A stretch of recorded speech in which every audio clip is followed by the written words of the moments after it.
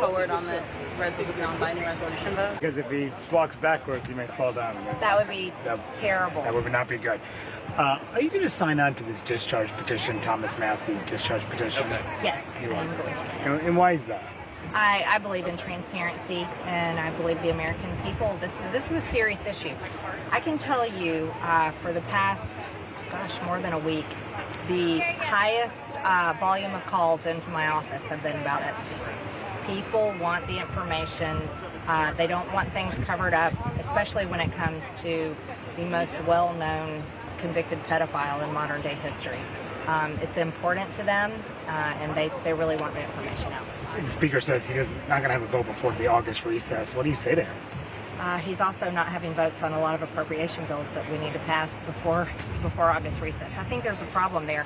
Speaker Johnson also didn't allow us to make amendments on the Genius Act last week that had a backdoor for a central bank digital currency and did not protect people's chain of custody when it comes to stablecoin and crypto. So there's a lot of things I would like to see Speaker Johnson do, allowing us to do our job, like introduce amendments, pass appropriations, which are important to our districts, by the way. Those appropriation requests is exactly what our districts deserve, and then as well as allowing discharge petitions come to the floor. The president wants to move on, though. He thinks that enough has been released. What's your reaction to that? Well, actually, I applaud the president and Pam Bondi for her move to unseal or ask the judge to unseal the records in the court. So looking forward to seeing what information comes out. Do you think she should testify to Congress, Pam Bondi? Not at this time. I think she's made the right move, and I was really glad to see her do that. So that's up to that court and that judge to see if the records are unsealed.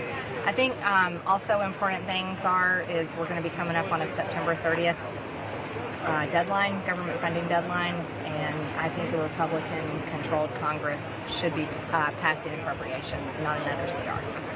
Yeah, the Speaker said he doesn't like discharge petitions. He also said it's a tool of the minority. What do you make of those comments?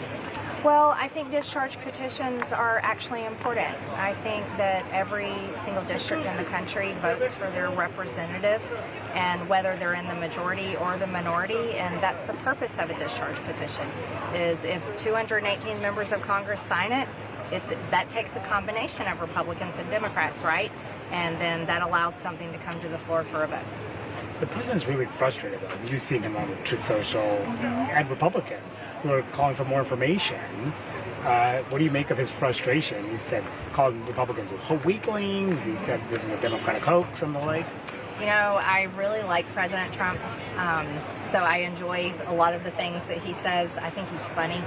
I also think he has a great pulse on things, but on this issue, the American people really want to see transparency. It's become one of those basically fractures that is too big to ignore. And I'm really thankful that Pam Bondi is asking the courts to unseal so more information can come out. On a separate topic, can I ask you about the